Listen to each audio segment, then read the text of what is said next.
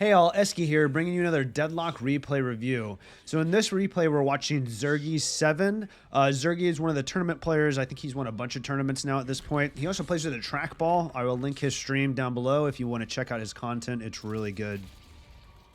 So let's look at this lane here. It looks like we've had some lane swaps. If you look, Paradox is actually purple up top, but he's in this green lane. So we have had some lane swaps here.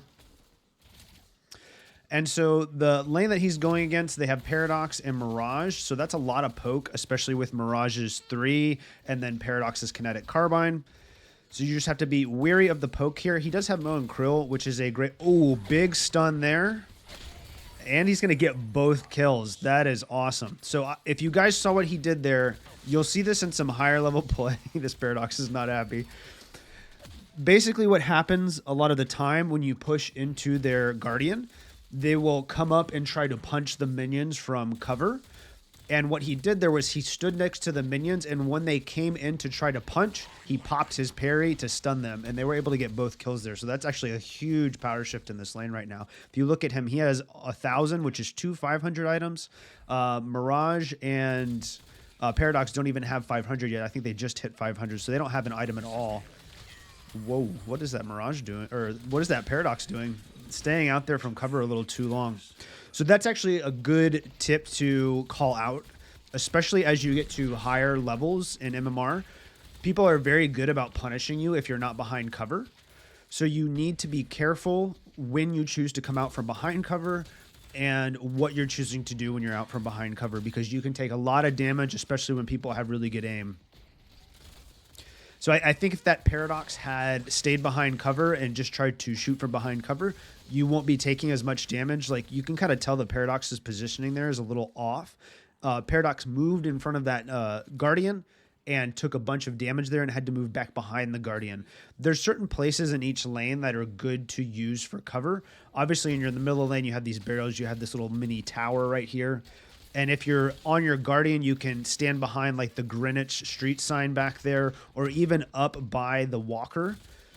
But really maintaining your position in cover and only trying to peek the angles that you really need to peek is really important to maintain your health pool in lane. So let's look at what he's got here. He's gotten 1 point in Ball Lightning for the extra charge and 1 point in Static Charge, his stun. Paradox taking a ton of damage here. Got his stun off on him. Paradox and Mirage is going to go down too. So yeah, they're pretty much dominating this lane right now. That early swing right there and having that extra item advantage has allowed them to apply a lot of pressure here on them. And now the lane, I don't want to say the lane's lost at this point, but if they get this Guardian down and where Paradox and Mirage are when it comes to net worth, it's pretty much a lost lane at this point. And if you saw Zerggyyyy right there, so Zerggyyyy is dominating his lane right now, right? He has 3K, Mirage only has 2K, Paradox has 1.7K. So he's very strong right now. And he took their jungle camp. He knows that he cannot be contested in doing that. So he took their jungle camp right there. That's a great way to continue to help prevent their farm. So yeah, these are the first 2 points he got here. I think the Static Charge point is pretty optimal at this point. A lot of the 7s get it to just get that cooldown reduction on the stun, and then having an extra charge of Ball, especially now that Ball's been buffed a bit, really good as well. And then let's look at some of his items here real quick, unless he starts to fight here. Did pop his stun on the Paradox. Looks like they're probably just going to take down the Guardian first. And yeah, Mo and Krill ults there. Got 7 ult there. Paradox is definitely dead. I don't know the Barrage is dead here, though. I think the big mistake that this Paradox and this Mirage have been making, obviously it was a little bit unfortunate for them early on there when they both got parried and stunned and died. But there's a point where you just kind of have to concede the lane, let the Guardian die, let the minions push into your walker. And that way you're not feeding the 7 or feeding the Mo and Krill more kills. Because if you look at the net worth right now, Zerggyyy's sitting on 4.4K and Paradox and Mirage are sitting on about 3K. So there's a point at which the lane is just lost and you should concede the Guardian, tell your teammates, hey, they're probably going to start roaming now, they're missing, and then just sitting at your walker trying to farm. So let's talk about items here real quick. Basic magazine, monster rounds. I think that's pretty typical on 7. Enduring spirit, typical on spirit damage heroes, which 7 is. And then infuser, that's a big power spike early on. It gives you a lot of spirit power plus lifesteal when you pop it. And then extra spirit, I think another pretty typical item on 7. So 7's regen and lane got buffed a lot in a recent patch. And then having all of these regen items is going to allow you to sustain even harder in lane. And that's always been one of 7's issues, is that he needs to reach a certain level of farm to be effective. And certain laners like a Pocket that are really good early game can push you out of lane and deny you that farm. But now that his regen is so much higher, building more regen is going to let you stay in lane and make sure you secure that farm. And then the only other item here he's gotten so far, his first tier 2 is Soul Shredder Bullets. I think that synergizes really, really well with 7 because a lot of your damage early on is going to come from your 3.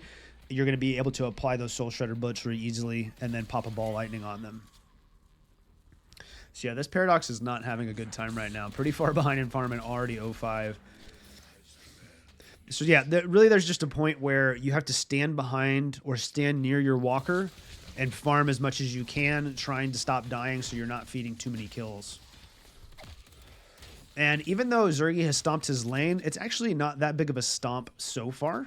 If you see, the enemy team's only behind 2K. Obviously, the big issue here is that if 7 reaches a point where he hits a lot of his power spikes, like maybe a surge of power or an improved spirit, and starts dealing a lot of damage, that becomes a problem. But right now, the game is really not lost. They're only 2K behind. Other lanes seem to be doing perfectly fine. So the enemy team is totally in this game right now, even though 7 looks like he's getting pretty farmed here. And then the next point he took was in Lightning Ball here, just to get that tier 2 for that movement slow. I think he goes all the way up in Ball Lightning first as well. I think in some of the previous 7 builds, you see them go all the way up in Power Surge first to get that spirit scaling. But especially now with the buffs, I think going Ball Lightning first gives you that early game power, and then you can transition to getting all of your points into Power Surge in the mid game so that your late game is super powerful. Going in the subway here, if you guys watch a lot of the high MMR players, this is something they try to time. There's so many boxes and golden statues down here that one run through of the subway can buff your character and give you a lot of souls. So that's what he's doing right now, is farming all these boxes, taking a very particular path so you can get all of these and really continue to power up your character. So doing the ancient camps here really early on, if you look, it's actually 8:30 right now, using his ultimate here. And this is one of the powerful aspects of early game 7, is once you hit a certain spike, especially spirit lifesteal, so that you can stay healthy while you do these camps, you're able to use your 3 and even use your ultimate to farm those camps and really start spiking your soul count. So I would highly recommend you guys do that. Obviously, the meme with 7 is that, you know, 7's just going to farm for 30 minutes, come out of nowhere, and dominate the enemy team. But when we look at Zerggyyy's play, he does farm a lot, but he's also going to be helping his team. So that's going to be something to keep in mind, is that you're not just trying to farm the jungle and get to 30k souls. You need to be participating in kills as well, taking guardians, taking walkers. So a few more items here. Extra charge just for that extra charge on Lightning Ball, and then Mystic Vulnerability, pretty typical early game item on spirit damage characters, just like a Bullet Resist Shredder would be a pretty typical early game damage item on gun or melee based characters. And yeah, making sure he hits all these ancient camps. One of the big things, once again, about 7 is it's very easy for him to take these ancient camps with a combination of his 1 and 3. You can pop your ultimate as well. In high I think touching on 7's ultimate is important, because in higher MMR games, 7's ultimate is not going to be that effective, because people are going to know how to line of sight, and they're going to understand that as long as you can deal damage to the 7, so you're basically line of sighting the ultimate, stepping out, dealing damage to him, and stepping back in, he's not going to be able to heal through a lot of that damage that he's generating through his ultimate, because it's not going to be generating a lot. And you're just going to be able to kill him because he's a sitting duck, right? Like, he's extremely stationary, and you're not going to be able to kill 7, or you're going to be able to kill 7 in his ultimate. So flying off the zipline there, I'm pretty sure he used his zipline speed boost, and I think Seven's actually a really underrated ganker, especially if you have your 2 up, being able to static charge them and then get behind them or get really close to them when you come off the zip. Once they get stunned, making sure you throw your ball lightning on them to get a lot of damage, and just having your 3 active that whole time, you're going to be able to generate a lot of ganks. And like I said, he's just not farming. He's actually pushing this Guardian with the Viscous. Lash does get the kill on the Viscous. The Mirage is charging out here at really low health. He does pop his ultimate here, gets the Mirage kill. Lash is going to ult him out of his ultimate. Paradox swaps him, doesn't get the wall though. He looks like he is going to die here though. Oh wow, he is healing a lot. Oh, missed his parry there. Yeah, Lash ground pounds, gets the kill there. So maybe a little bit of over-aggression there. He is pretty fed at this point. He's 7-1. And really, the Lash is the only one close to him in soul count. So he did get a kill there. It was 1 for... I think it was actually 2 for 1 because I think the Viscous died as well. So maybe not the best trade there. But they do have this Guardian pretty low. Should be able to get that soon. So he has hit a big power spike here, which is Surge of Power. He's probably put it on his 3, which he has. So this is just a huge power spike for your 3 because you get the fire rate, you get the extra spirit damage.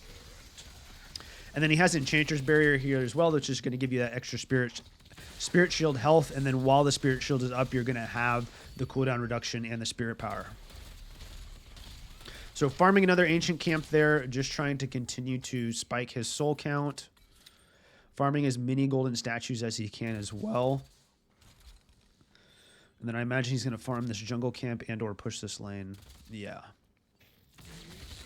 So let's look at the skill build again here. So he did go all the way up in Lightning Ball for that extra DPS. The extra DPS is going to give you really good lane clear, or not lane clear, jungle clear time. If you see, he's just always throwing his balls on this jungle camp. And then, excuse me, the next one he got here is the cooldown reduction for Power Surge, and then I imagine he's still going to get the 5 on Power Surge too, because that is also a big damage spike that you should keep in mind. Once you get the tier 5 on your Power Surge, your 3, your spirit scaling on is going to increase a lot. It's going to give you a lot of extra damage. Oh man, I think the Viscous Goo got her there. So yeah, his team's pushing here.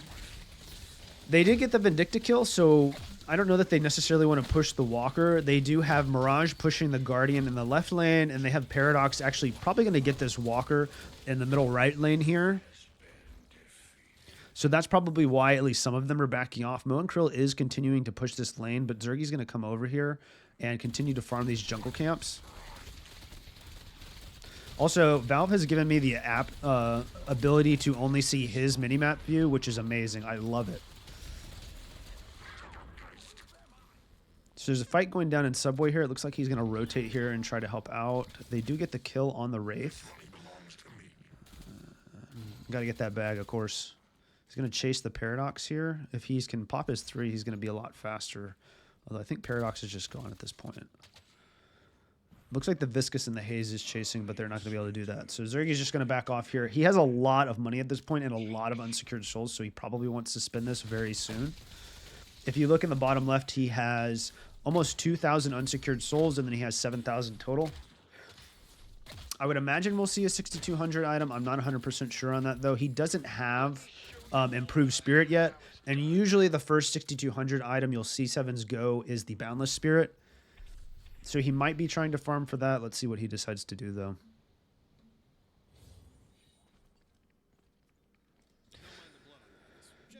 So he does grab Improved Spirit here, and he's going to grab Knockdown as well. And man, he's really struggling for flex slots here. So he did have an extra charge earlier, and he's been having to sell a lot of his tier 1 spirit items. And I think that is something you guys should keep in mind, is that especially how the game goes now, you can struggle for flex slots. So depending on what character you are, oh, he just is hit by the Lash ult here. Oh, great goo there. Fantastic goo. Really prevented a lot of damage on him there from the Lash after the ult.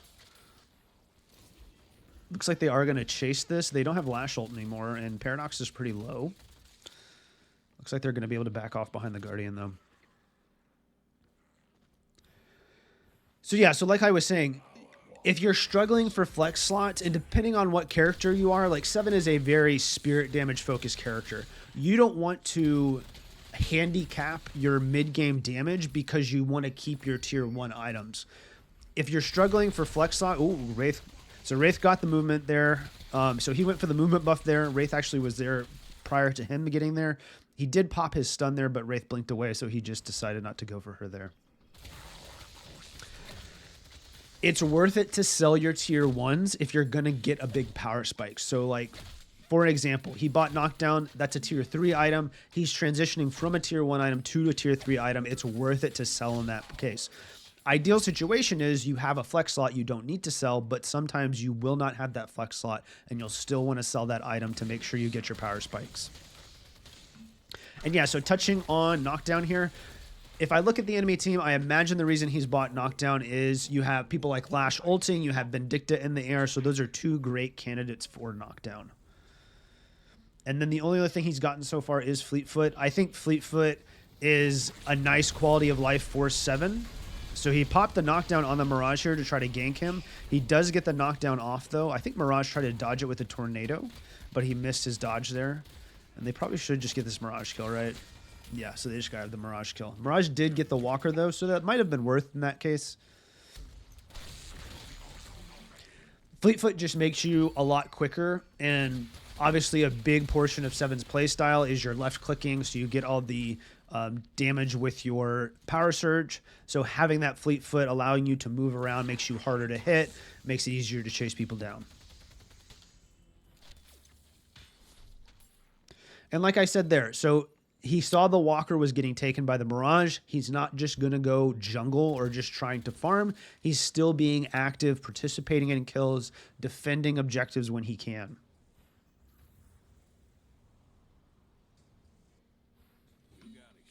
And then skill build here. So yeah, so he did go the 5 in power surge. I think that's the pretty typical 7 build right now is you're going to go all the way in ball lightning. Grabbing this, I think, is nice because your stun is going to be on a much shorter cooldown and then going all the way up in power surge.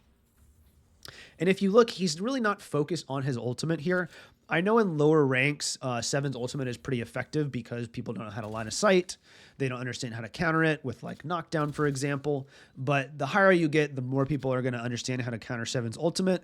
And the more you're not going to be using your ultimate as your main form of damage, it's going to come from you left clicking with your 3. So he heard Paradox in here. He got the knockdown on him. And if you saw that combo there, so he popped the knockdown first, then he popped his static charge. Mo and Krill's ulting Lash there. They're going to grab that kill as well and a pretty big bag. So that's the combo with knockdown and static charge. Is you're going to pop the knockdown first, then pop your static charge. The knockdown will proc and stun them, and then there'll probably be a little bit of lag time there, and then the static charge will pop as well. And it's not permanent crowd control, but it's a very, very long stun, which is going to help guarantee you those kills. And yeah, so he also got superior duration here, which I imagine he has put on his 3. Yes, it is. So he put superior duration on his 3 as well, just to make sure you have your 3 up as long as possible in fights.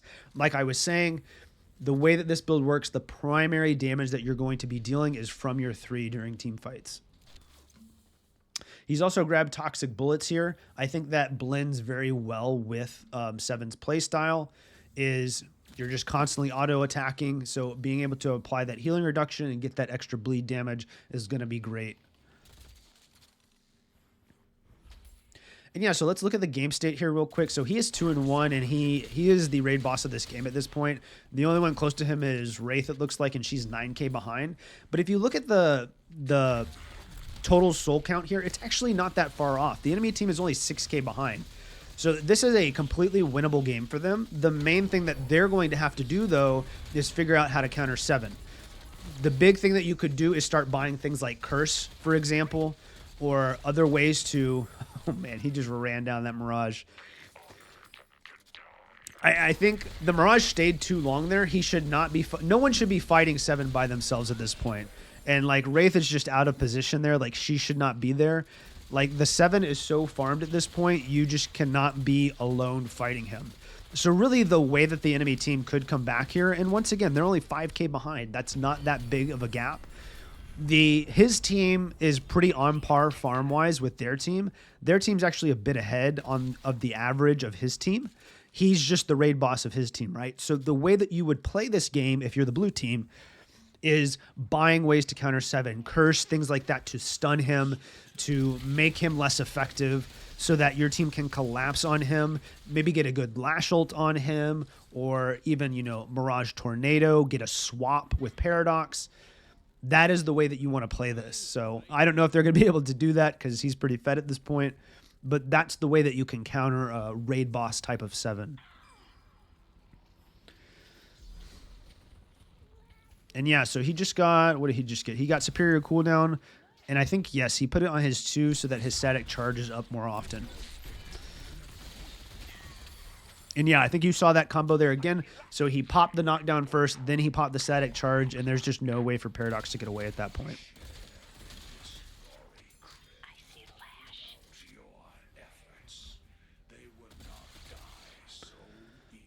And yeah, so it looks like he's going to push this walker here. If you look at the walker in the top right of the minimap, very low health, so that's going to be an easy take for him. Although, to be fair, excuse me, sorry. He doesn't see anyone on the map at this point. Viscous is going to push here. He should be able to get it by himself. So that is one thing to keep in mind. If you've been looking at the minimap, you haven't seen the enemy team, except for maybe Lash at that point, for a long time. So you have to be careful about where they are, because even though you're super fed at this point as 7, if you look at his green item, he doesn't have that many green items. And typically on 7, you're not going to be going that many green items. You're going to want to pump your damage numbers with purple items. And that's why I'm saying that the enemy team can counter him by stunning him and collapsing on him. So he does still have to be careful with his positioning. He can't just run onto 6 of them and 1v6.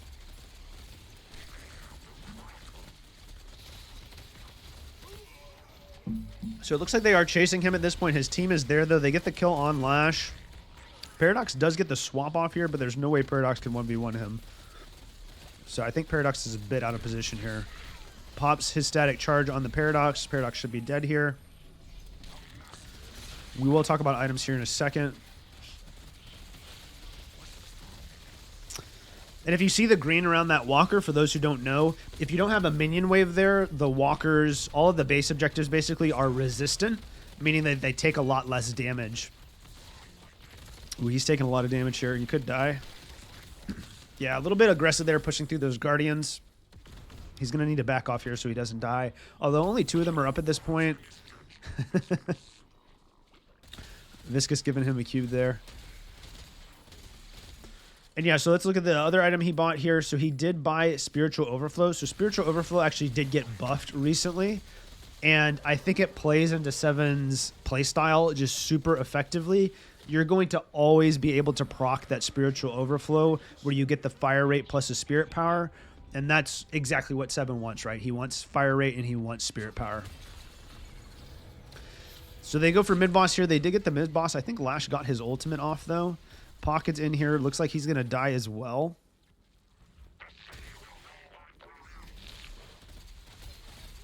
Vindicta's definitely dead here. I don't think the enemy team should have contested mid-boss at that point. Ooh, he's taking a lot of damage here. He could die. Nope, going to back off. His team's here. And another thing I think you've seen him do is his team has been able to maintain a lot of map control throughout this game. He's not sitting on his side of the map farming. If you actually look at his side of the map, a lot of his jungle camps are up, right? He's farming the enemy team's jungle camps. He's in the enemy team's big camp right now.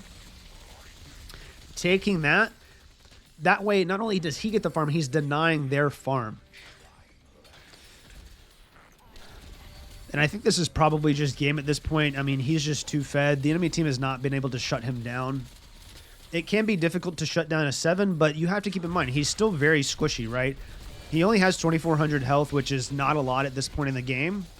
He only has 3 green items. He doesn't have a lot of resistances. So if they were able to collapse on him, get a curse off, something like that, they probably would be able to kill him. He does pop his static charge on the Lash there. Not able to get up on the ledge. Lash does get stunned. He does get swapped from the Paradox. This Viscos has been really good with his cubes this game. It's definitely, I think, saved his life once or twice. The one thing I did expect to see in this build is something like Quicksilver Reload, but I guess he decided not to get that this game. So GG all around. Ooh, he did die. I didn't expect him to die there. Let's go to the Viscous. I think his team's still going to be able to finish off the Patron here. So yeah, GG, I think this is a really good showcase of 7. Thank you all so much for watching. If you've made it this far in the video and you enjoyed it, please hit that like button and subscribe to my channel for more type of content like this. Leave me a comment down below. Let me know what you thought of that 7 build. I thought it was really good. I did expect to see a Quicksilver Reload here, and I actually probably would have added Quicksilver Reload if I was going this 7 build. I'm trying to branch out into other types of content. Obviously, I've been posting build guides. I did post a tier list last patch, and I'll probably post one every patch. I'm going to try to branch out into probably more short form guides as well about specific parts of the game, maybe like a laning phase guide or a how do I transition to mid game guide. If you guys have ideas about that, I would love to hear it down in the comments. Once again, thank you guys so much for watching, and I will see you in the next one.